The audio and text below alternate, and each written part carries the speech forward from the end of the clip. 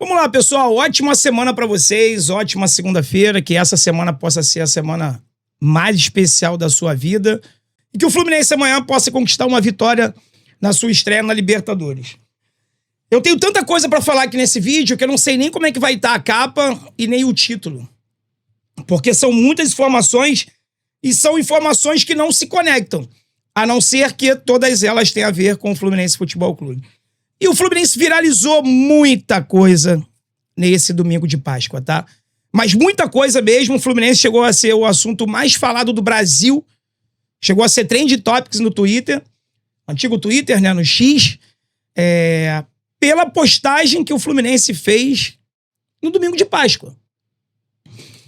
E muita gente foge desse assunto porque é assunto polêmico e tudo mais. Eu não fujo de assunto nenhum.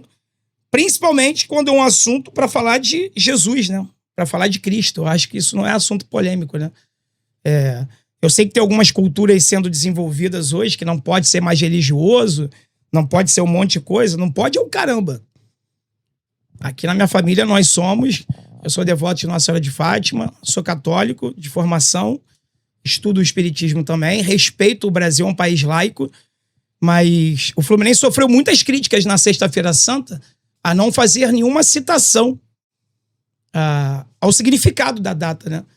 Só que para compensar, o Fluminense ontem arrebentou a boca do balão e fez o post mais falado entre todos os clubes do Brasil nesse domingo e viralizou muita coisa.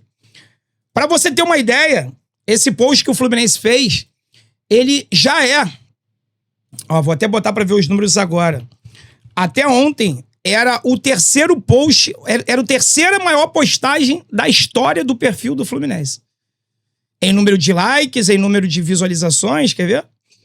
Vamos lá. O Fluminense postou muita coisa depois. Aqui, ó. 2.700.000 pessoas viram a postagem, com mais de 109 mil likes. André, mas que postagem é essa?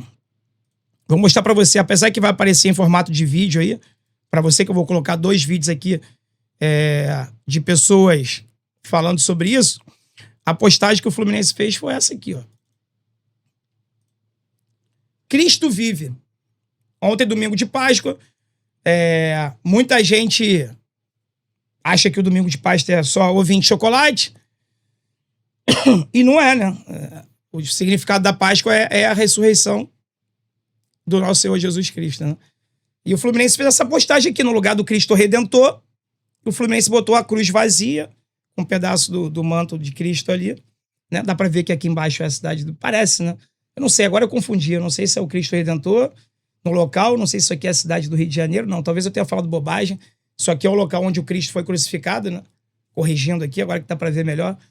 E a cruz vazia, sem ele ali. Essa, por incrível que pareça, o que não era pra virar notícia, virou. Isso aqui virou notícia. Era pra ser uma coisa comum. Cristo vive. Jesus está vivo. E isso aqui virou notícia. Como, Dezão? Eu acho importante falar sobre isso, tá? Porque quando o Fluminense erra, quando toma alguma atitude que a gente não concorda, a gente vem aqui e critica bastante. Quando acerta, tem que mostrar também, tá? E eu considero um acerto essa postagem. Respeito a tua opinião, se ela for diferente. Espero que você respeite a minha também, ok? Como cada time reagiu ao dia de hoje como o dia da ressurreição do Senhor. Começando pelo Fortaleza, que nem sequer fez uma publicação referente à ressurreição de nosso Senhor Jesus Cristo ou ao dia de sua Páscoa. Mas o Ceará, sim, ainda colocou a cruz, Feliz Páscoa e o tecido branco que representa a ressurreição. E ainda colocou uma frase abaixo: Feliz e abençoado domingo de Páscoa para toda a nação alvinegra. Seguindo, continuamos para o Internacional, que não fez ligação alguma com a data de hoje com a ressurreição do nosso Senhor Jesus Cristo. Pelo contrário, colocou abaixo na legenda: o Clube do Povo deseja uma feliz Páscoa para a torcida colorada, mas o símbolo do coelho e o coração. Nada de ressurreição de Jesus. No Grêmio, da mesma forma. As orelhas do coelho ali, Feliz Páscoa, e abaixo o símbolo do coelho. Nada de ressurreição. O Atlético Mineiro desejou uma Feliz Páscoa, não colocou nenhuma simbologia da cruz na imagem, mas embaixo, pelo menos na frase, tem alguma correlação. Que o Domingo Santo de todas as famílias seja de união, felicidade e fé. Já o Cruzeiro fez completamente diferente. Foi um dos pouquíssimos clubes do futebol brasileiro que de fato expressou o que representa a data de hoje com a ressurreição de Jesus. Colocou a foto do Santo Sepulcro ali aberto, o túmulo vazio, e abaixo colocou: Feliz Páscoa, nação, que o amor e a esperança renasçam em nossos corações nesse dia especial. Os santos, na imagem, absolutamente nada que represente a ressurreição, além do nome Páscoa evidente, e na legenda colocou que uma data que simboliza fé, esperança, amor, renovação. Feliz Páscoa, nação santíssima. Algo bem genérico. O Palmeiras não postou absolutamente nada relacionado à Páscoa. O São Paulo também não, e olha que o nome do time é São Paulo, né? O Corinthians, absolutamente nada, além do nome também Páscoa, e abaixo o símbolo do coelho. Então, uma representação para o coelho, não para Jesus, e nada de ressurreição. O Flamengo, o time mais popular do Brasil, uma completa vergonha também, colocou ali os ovos de Páscoa, nada de ressurreição de Jesus. E para finalizar, os outros dois clubes, além do Cruzeiro, que postaram de fato o que representa o dia de hoje. O Vasco da Gama, que postou a foto da capela lá de São Januário e desejou uma feliz Páscoa. Na legenda não tem nada demais, mas postou ali a capela com a... E o outro, que para mim foi o melhor de todos, foi o do Fluminense. O do Fluminense, ele não apenas postou a cruz, mas postou a frase Cristo vive na imagem, e também na legenda colocou um versículo da ressurreição. E eu quero ler aqui para vocês a legenda completa. Não tenhais medo, pois eu sei que buscais a Jesus, que foi crucificado. Ele não está aqui, porque já ressuscitou, como havia dito. Ele morreu e ressuscitou por nós, que pratiquemos o amor, a tolerância e a caridade como ele ensinou. Feliz Páscoa, tricolores. E aqui eu quero deixar publicamente os parabéns para a equipe do Fluminense, que foi uma das únicas que expressou de fato o que significa o dia de hoje, que mais claramente mostrou isso. Por que isso é importante e eu faço questão de falar aqui? Porque quando é no dia de celebrar o pecado, dia do orgulho, sei lá o quê, todos os times postam... Aí eu vou parar por aqui, porque o que ele fala daqui pra frente, né, sobre pecado e tudo mais, eu não vou entrar nesse mérito. Eu acho que o Fluminense tem que postar, assim, sobre todas as outras datas, combate ao racismo, combate à homofobia. Eu concordo com isso tudo que o Fluminense faz, mas foi muito bacana de ver a gente indo por essa linha. E, assim, o que algumas pessoas falam, e, cara, eu não sei dizer de verdade, tá? É que o Mário, o diretor-geral do clube, supostamente ele seria ateu. Né? Que não tem religião, não acredita em Deus, não acredita em nada. Eu não sei... Eu tive um convívio que eu digo, contato, não tive convívio, contato que eu tive com o Mário de 2019 a 2025, 5 anos, meio de 19 a meio de 25, 5 anos, eu nunca parei para conversar com ele sobre religião. Na verdade, a gente nunca parava para falar sobre coisas pessoais, era sempre envolvido coisas envolvidas com o Fluminense, né? Mas se o Mário for ateu, realmente for, mais um motivo para parabenizar, né?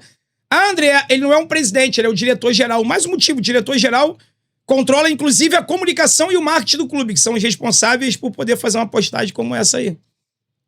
Tá?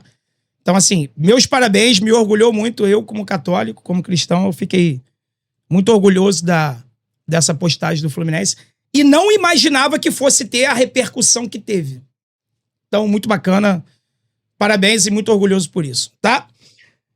Vamos falar de futebol agora, né? Porque eu falei que esse vídeo aqui tinha muita coisa pra falar.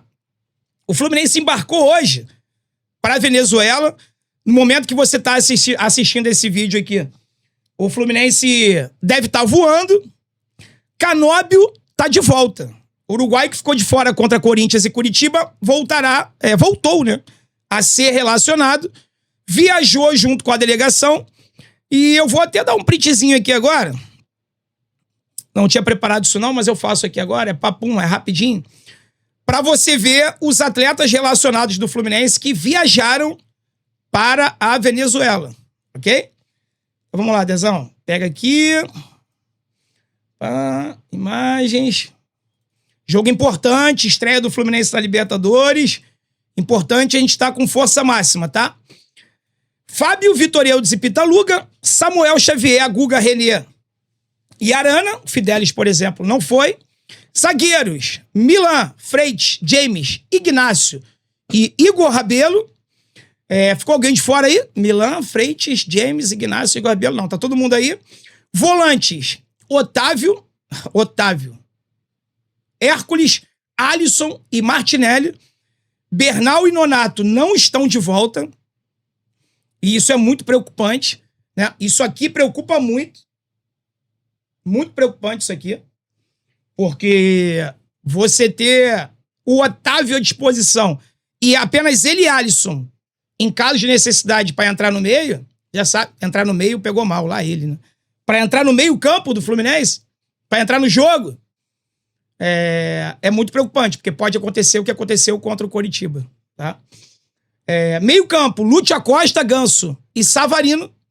E no ataque, John Kennedy, Castilho e Germancano. Então o Germancano está sendo relacionado direto, né? Ainda bem, graças a Deus, eu gosto muito do Cano. Acho que ele vai nos ajudar muito ainda. Soteldo, Kevin Serna e Canóbio de volta, tá? Então é um Fluminense aí, tirando o Nonato e o Bernal, praticamente com força máxima para a sua estreia na Libertadores, ok?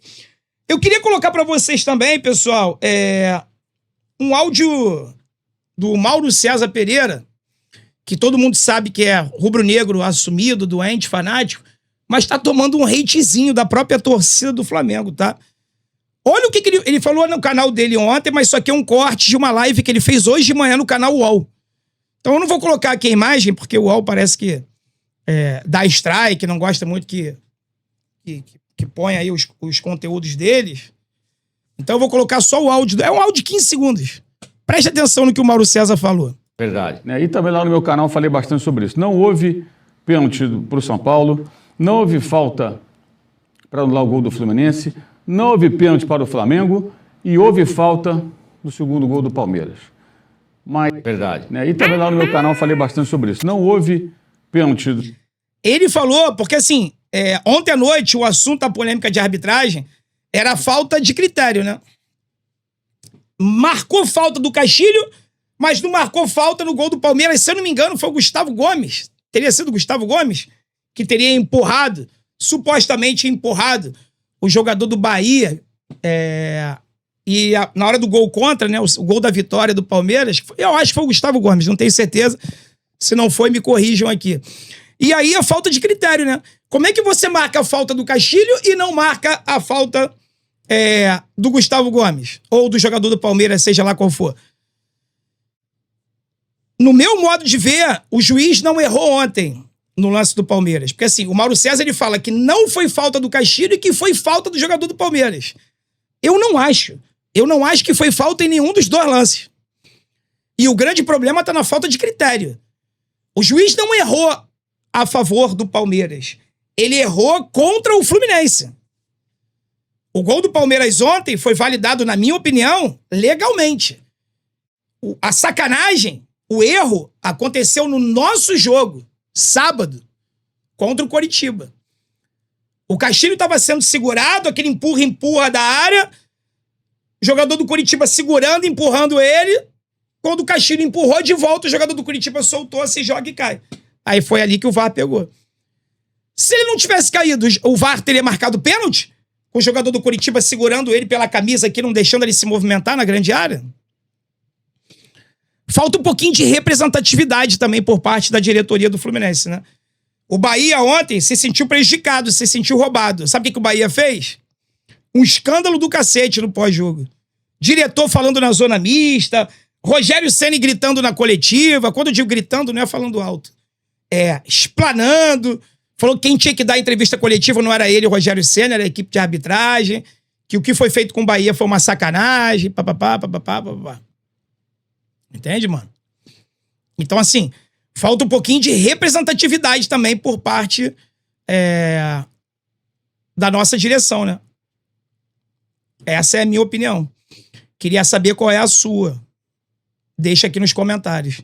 Eu tinha mais coisa pra falar nesse vídeo aqui, mas deixa pra live de logo mais à noite, porque mais de 17 minutos, eu não gosto de fazer vídeo tão longo. A gente conversa o restante dos assuntos aí mais tarde, tá bom? Espero que você tenha gostado desse vídeo. Deixa o like, se inscreva no canal e a gente se encontra em breve, muito em breve. Tamo junto, forte abraço. Saudações tricolores.